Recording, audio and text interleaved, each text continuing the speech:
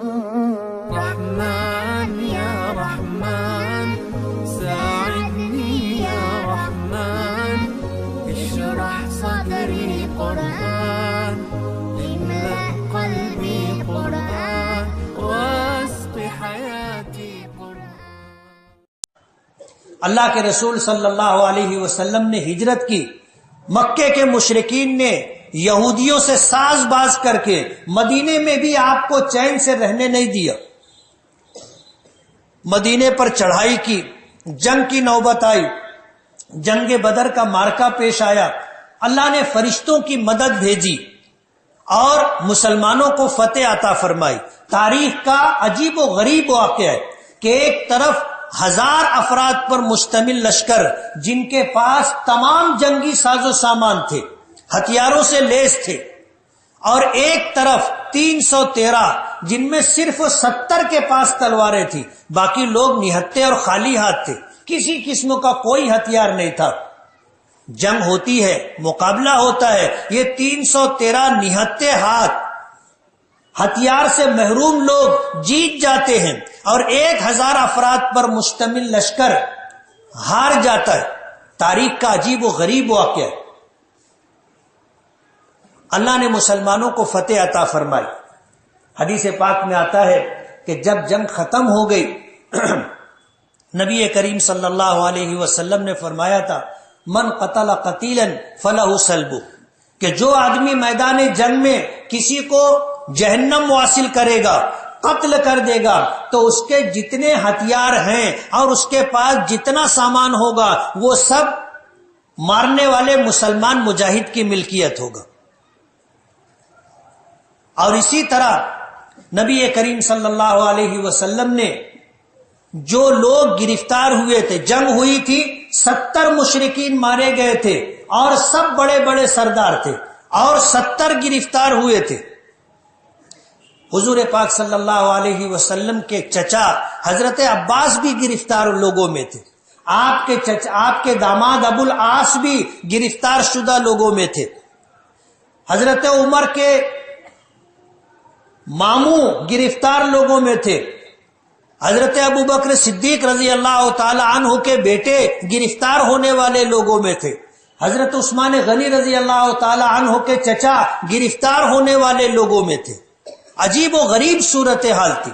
یہ سب آپس میں رشتہ دار تھے، لیکن ایمان کی وجہ سے کچھ لوگ اللہ کے رسول کے ساتھ رہے، مکہ چھوڑ دیا، ہجرت کی مدینہ منورہ آ گئے، لیکن ان کے بھائی، ان کے رشتہ دار مکے میں تھے۔ جب جنگ ہوئی تو یہ سب آپس میں ایک دوسرے کے مقابل رہے۔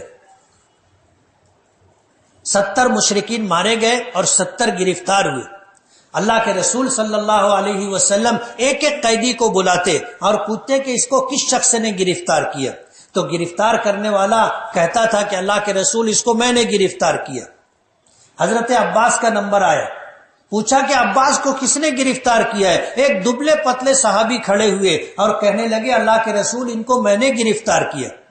حضرت عباس بہت لہیم شہیم، بہت طاقتور قداور شخص تھے، اور جو شخص کھڑا ہوا تھا بخاری شریف میں آتا ہے وہ ان کا آدھا بھی نہیں تھا۔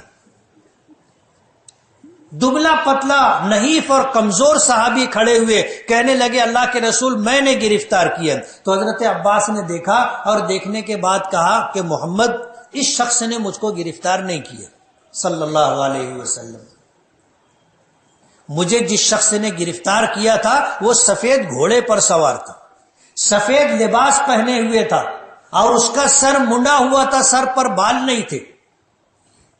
نبی کریم صلی اللہ علیہ وسلم نے فرمایا کہ وہ تو جبرائیل تھے۔ اللہ نے قرآن کریم میں آتا ہے کہ ہزاروں فرشتوں کو اتارا تھا مسلمانوں کی اور اپنے محبوب سرکار دو عالم صلی اللہ علیہ وسلم کی مدد کے لیے۔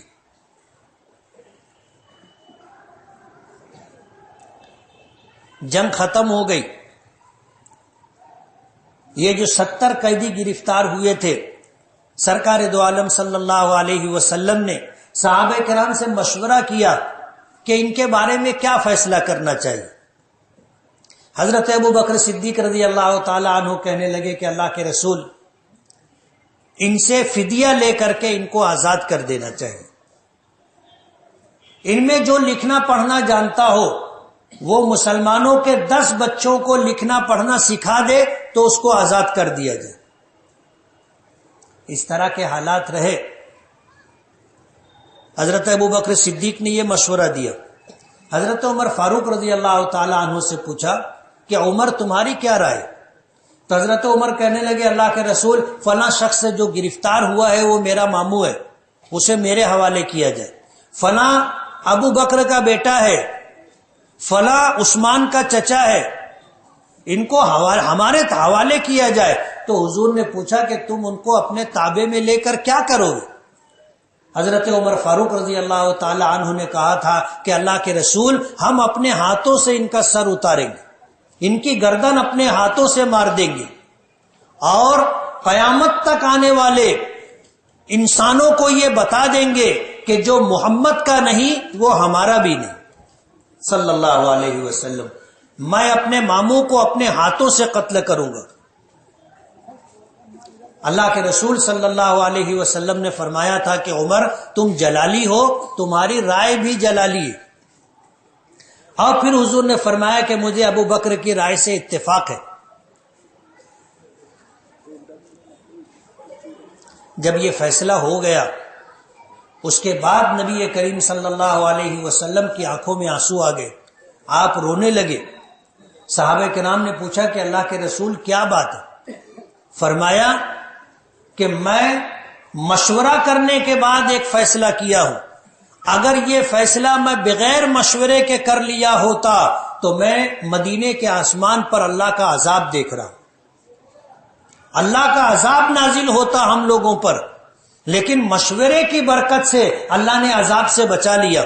قرآن کریم میں آتا ہے اللہ پاک نے فرمایا کہ یہ جو بدبودار لوگ گرفتار ہوئے ہیں ہونا یہ چاہیے تھا کہ ان کے خون سے زمین کا سینہ رنگین ہوتا. اللہ پاک یہ چاہتے تھے، یعنی جو حضرت عمر کی رائے تھی وہی اللہ پاک کی منشا تھی.